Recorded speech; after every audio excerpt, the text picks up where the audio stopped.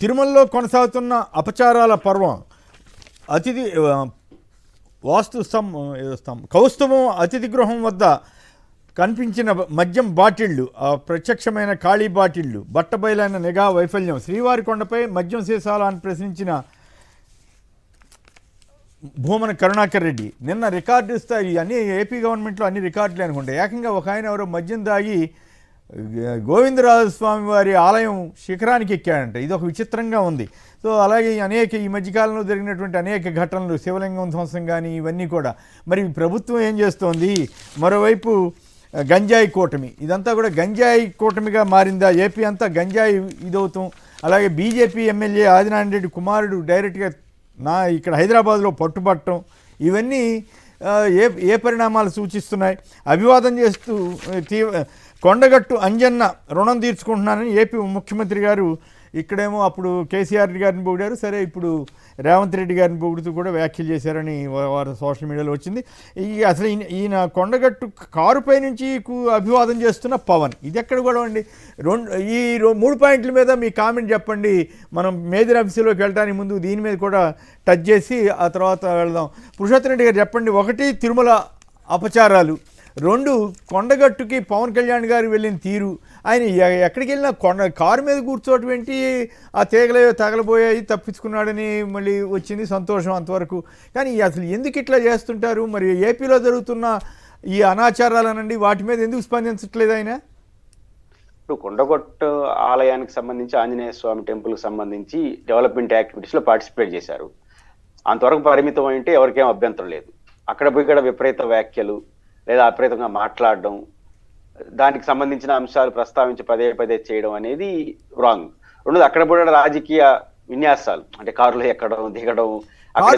Car లోపలైతే పర్వాలేదు sir, ఆ టాప్ మీద కూర్చోవడం ఏంటి? అసలు అది తప్పు కదా. ఒక ప్రభుత్వాది ముఖ్యమంత్రి అయ్యండి ఆ రకంగా ఎట్లా చేస్తారు? గవర్నమెంట్ ఎలా చేస్తారు? అదే మీరు నేను ఎక్కితే వెంటనే తీసుకెళ్ళి పోలీసులు ఊరుకుంటారా?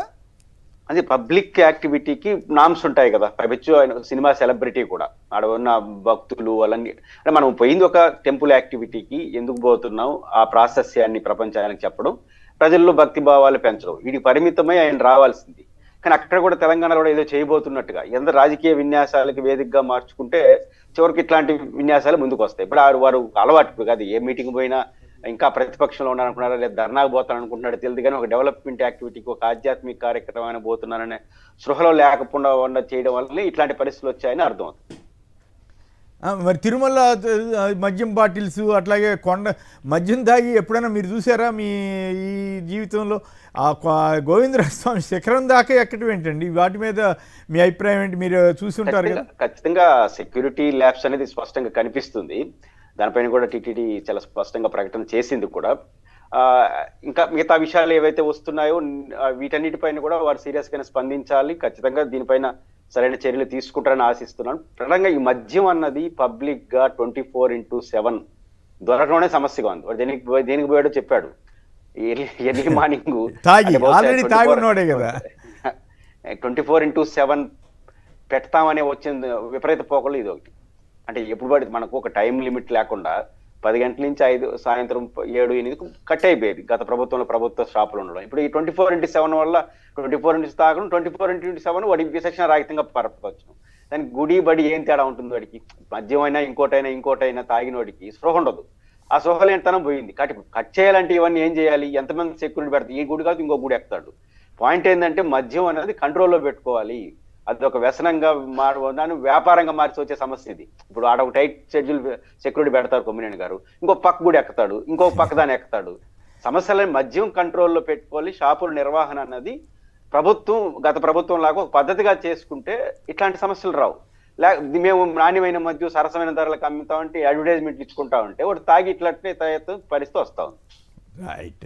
నాగార్జున గారు చెప్పండి. తిరుమలతో సహా అనేక చోట్ల జరుగుతున్న అనాచారాల మీద చంద్రబాబు గారు స్పందించట్లేదు, పవన్ కళ్యాణ్ గారు స్పందించినట్టుగా కనపడలేదు. ఆయన వచ్చి కొండగుట్ట దగ్గరికి వచ్చి ఇక్కడ తెలంగాణలో అక్కడ వెళ్ళాడు, సంతోషం, అభ్యంతరం లేదు. ఆయన వెళ్ళి అక్కడ కారు ఎక్కి పైన టాప్ మీద కూర్చున్నట్టుగా ఫోటోలు వచ్చినాయి. ఏంది ఇది? మీకేమనిపిస్తూ ఉంది? మరి సనాతన ధర్మం అక్కడ ఏపీలో మరి జరుగుతున్న వాటి మీద ఎందుకు స్పందించలేకపోతున్నారు?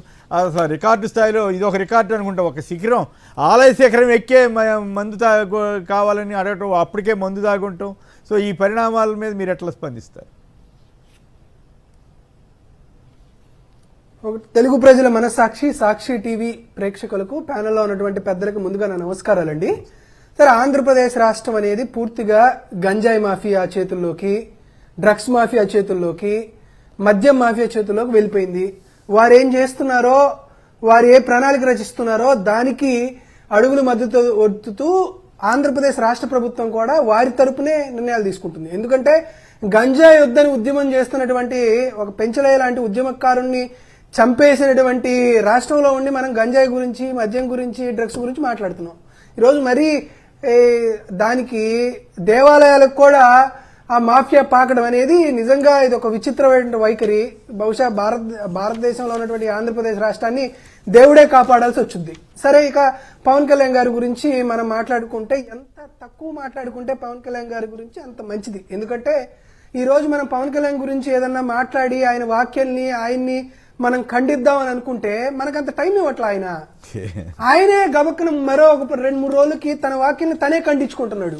కాబట్టి మనం ఖండించుకోవాల్సిన అవసరం లేదు. దీంతో పాటు పవన్ కళ్యాణ్ గారు పూర్తిగా తన రాజకీయ ఉనికి కోసమే ఇటువంటి వ్యవహారాలు చేస్తున్నాడు. ఫస్ట్ పాయింట్ ఒకటి. ఎందుకంటే కూటమి ప్రభుత్వం అధికారంలోకి వచ్చిన తర్వాత ప్రతిరోజు కూడా పవన్ కళ్యాణ్ పొలిటికల్ గా తగ్గిపోతున్నాడు, రాజకీయంగా తను పప్పెట్ అవుతున్నాడు. అందుకని ఆయన ఏం చేస్తున్నాడంటే ఒక వ్యూహాన్ని అమలుపరుస్తున్నాడు. ఏంటా వ్యూహం అంటే జగన్మోహన్ రెడ్డి గారిని, వైఎస్ఆర్ కాంగ్రెస్ పార్టీని నోటికి వచ్చినట్లు తిట్టడం. మనం అలా నోటికి వచ్చినట్లు తిట్టితే దానిపైన నాగార్జున యాదవో, కొమ్మినేనో, పేర్నాని గారో, తలసిల్ రఘురామ్ గారో స్పందిస్తారు. అప్పుడు పవన్ కళ్యాణ్ గారు చూసారా, జగన్మోహన్ రెడ్డి గారు వారి వాళ్ళ చేత నన్ను తిట్టిస్తున్నారని తన అభిమానుల దగ్గర, తన కులపోల దగ్గరికి వెళ్లి గుండెలు బాదుకుంటూ ఏడుస్తూ ఒక బాధితుడు అవతరం ఎత్తాలి. వారు కూడా అయ్యో మన వాళ్ళని తిడుతున్నారు కదా అని ఆయన పైన కూడా వారికి సంబంధించిన వర్గాలు సానుభూతి చూపించాలి. ఇది పవన్ కళ్యాణ్ గారి పొలిటికల్ వ్యూహం. ఈ పొలిటికల్ వ్యూహంలో భాగంగానే నోటికి వచ్చినట్టు విమర్శలు చేస్తారు. తనకు అసలు విశ్వనీయత లేదు, తనకు ప్రణాళిక లేదు, తను రాష్ట్రాల పట్ల గాని, ప్రజల పట్ల గాని బాధ్యత లేదు. కాబట్టి పవన్ కళ్యాణ్ గురించి ఇంత మాట్లాడాల్సిన అవసరం లే. పవన్ కళ్యాణ్ గారు పూర్తిగా చంద్రబాబు నాయుడు గారి పొలిటికల్ పప్పెట్టు. చంద్రబాబు నాయుడు గారు చేసేటువంటి ప్రతి పనిలో కూడా పవన్ కళ్యాణ్ గారికి భాగం ఉంది. మా ఇంటెన్షన్ గాని, మా విధానం గాని కరెక్టే. కాబట్టి మేము పవన్ కళ్యాణ్ గారిని శృతి మించి విమర్శ చేసో, తిట్టో, అతన్ని గుండెలు బాదుకొని బాధితుడు అవతారం ఎత్తేటువంటి అవకాశం వైఎస్ఆర్ కాంగ్రెస్ పార్టీ గాని మేము కూడా ఇవ్వదలుచుకోవట్లేదు.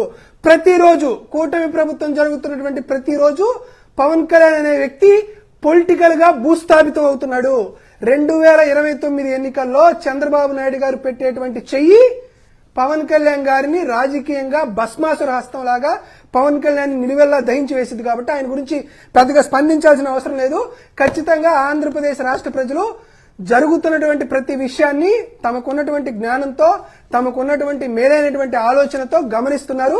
ఖచ్చితంగా పవన్ కళ్యాణ్ గారికి, వారి దత్త తండ్రి చంద్రబాబు నాయుడు గారికి సరైనటువంటి బుద్ధి చంద్రబాబు నాయుడు గారికి ప్రజలు చెప్తారనేది తెలియజేస్తున్నాం. రైట్. మరి ఒక వార్త, అది ఆదినారాయణ రెడ్డి గారి కొడుకు ఆ రకంగా పట్టుబట్టం కానీ, ఇవి సరే గంజాయి ఎఫెక్టు ఇవన్నీ రాష్ట్రంలో విపరీతంగా జరుగుతున్నాయనే వార్తలు తరచుగానే వస్తున్నాయి.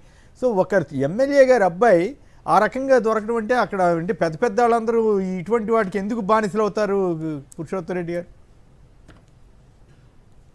కొమ్మిడి గారు, 2 అంశాలు ఇక్కడ. ఒకటి, ఒక అధికార పార్టీకి సంబంధించినటువంటి ఎమ్మెల్యే కుమారుడు ఇట్లాంటి వాటికి లోను కావడం అనేది, ఇప్పుడు చెప్తున్నారు కదా డ్రగ్స్ అంటే ఎవరు పార్టీ చేసింది ఏవో మాట్లాడుతున్నారు కదా. ఇప్పుడు ఎవరి పార్టీకి సంబంధించిన లీడరు, కుటుంబ సభ్యుడు దొరికాడు, దీని కూడా ఎవరైనా ప్రతిపక్షుడు తీసుకున్నాడా? కాదు కదా. రాష్ట్రంలో లేదా ఆయనకు అందుబాటులో ఎందుకు వచ్చిందని మొదటి చూడాలి. రెండోది, ప్రభుత్వం డ్రగ్స్ కానీ, మద్యం కానీ ఏదైతే వ్యసనాలు ఉన్నాయో సమాజానికి వ్యతిరేకంగా, ఆ వ్యసనాలని వ్యాపారంగా మార్చకూడదు. లేదా ఆ వ్యసనాల్ని నాణ్యమైన మద్యం, సరసమైన ధరలు, ఈ యాంగిల్ తీసుకోకుండా భిన్నంగా పోయి ఇది నష్టం అని చెప్పి ప్రచారం చేసి చైతన్యం కలగకపోతే పెద్ద పెద్దలు కూడా బలి అవుతారని ఇది ఒక ఉదాహరణ. నేను బలిగానే చూస్తున్నాను. ఏదో బీజేపీ నాయకుడు కాబట్టి ఏదో రాజకీయంగా విమర్శించేదానికన్నా ఒక ఉన్నత స్థాయి కుటుంబ సభ్యుడు కూడా బలి అంటే అర్థం ఏంటి? వ్యసనాల విషయాల్లో ప్రభుత్వం కఠినంగా ఉండాలి. వ్యాపార దృక్పథంతో ఉండకూడదు, లాభాపేక్షతో ఉండకూడదు, కఠినంగా ఉండడానికి ఇది ఒక ఉదాహరణ. కాబట్టి ప్రభుత్వం సీరియస్గా తీసుకోవాలి. రోజు నీతులు మాట్లాడుతుంటారు కదా, డ్రగ్స్ డ్రగ్స్ డ్రగ్స్ అని చెప్పి మాట్లాడిన పెద్దలు, ప్రతిపక్షాన్ని విమర్శించిన పెద్దలు ఈ రోజు ఏం మాట్లాడతారు? తన కుటుంబ సభ్యులే వచ్చిన పరిస్థితి వచ్చింది. కాబట్టి ప్రభుత్వం ఇట్లాంటి విషయాలు సీరియస్ గా ఉండాలనేది మరొకసారి కనపడుతుంది. రైట్. నాగార్జున గారు మీరు కూడా మాట్లాడతారా ఈ అంశం మీద? అదే సార్, ఇప్పుడు మేము హోంమంత్రి అనిత గారిని ఒకటే చెప్పి ముగిద్దాం అనుకుంటున్నాం. సరే, ఏంటి మొన్న హోంమంత్రి గారు ఒక ప్రెస్ మీట్ పెట్టి మేము డ్రగ్స్ తీసుకోవద్దని ప్రజలకు విపరీత స్థాయిలో అవగాహన కల్పించాం, డ్రగ్స్ వద్దు బ్రో అని మేము ఒక పెద్ద క్యాంపెయిన్ నిర్వహించాం అన్నారు.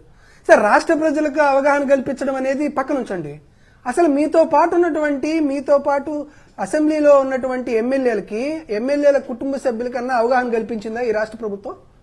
ఈ రోజు అంటే వారు చేస్తున్నటువంటి ప్రయోగాలు, వాళ్ళు అందరి మీద ఆపాదించకూడదు, వాస్తవం ఏంటో అది అర్థమవుతుంది. దాంతో పాటు నేను అంటున్నది కాదు సార్, మరి నేను అందరిని అనట్లేదు.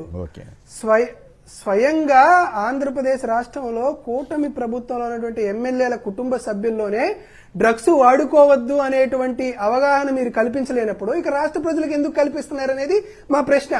ఒకటి. రెండు, గంజాయి అనేది దొరికింది ఆంధ్రప్రదేశ్లోనూ తెలంగాణలో అంటే సరే, ఏజెన్సీ ప్రాంతంలో ఎప్పటి నుంచో వస్తుంది కాబట్టి అది మనకి ఎప్పటి నుంచో వస్తున్నటువంటి ఒక సమస్య కాబట్టి ఆ సమస్యగా చూడొచ్చు. ఇది ఎక్కడ డ్రగ్స్ అనేది దొరుకుతుంది. డ్రగ్స్ ఎక్కడి నుంచి రావాలా? విదేశాల నుండి డ్రగ్స్ రావాలి. విదేశాల నుండి డ్రగ్స్ ఆంధ్రప్రదేశ్ రాష్ట్రానికి ఎలా వస్తుంది? ఆంధ్రప్రదేశ్ రాష్ట్రంలో ఉన్నటువంటి కూటమి ఎమ్మెల్యేల కొడుకులకు ఆ డ్రగ్స్ ఎలా వస్తుంది? ఎవరు తీసుకొస్తున్నారు? ఆంధ్రప్రదేశ్ కి విదేశాలకి మధ్య ఉన్నటువంటి ఈ డ్రగ్స్ లింక్ ఏంది? ఈ ఛానల్ ఎలా వస్తుంది అనే దానిపైన ఖచ్చితంగా విచారణ చేయాలి. ఈ విచారణ తెలంగాణ ఈగల్ పోలీసులో, ఆంధ్రప్రదేశ్ రాష్ట్ర ఈగల్ పోలీసులో చేయలేరు. కాబట్టి ఖచ్చితంగా కేంద్ర ప్రభుత్వం ఇంటర్వ్యూ రావాలి. ఎందుకంటే ఈ ప్రభుత్వంలో 100% గంజాయి అక్రమ రవాణా, డ్రగ్స్ యొక్క అక్రమ రవాణా జరుగుతుంది. కాబట్టి దీనిపైన కేంద్ర ప్రభుత్వం ఖచ్చితంగా ఒక ఎంక్వైరీ చేసి విచారణ చేసి సరైనటువంటి విషయాల్లో ఉన్నటువంటి వాళ్ళ నిందితుల పైన కఠినటువంటి చర్యలు తీసుకోవాలనేది వైఎస్ఆర్ కాంగ్రెస్ పార్టీ కోరుతుంది.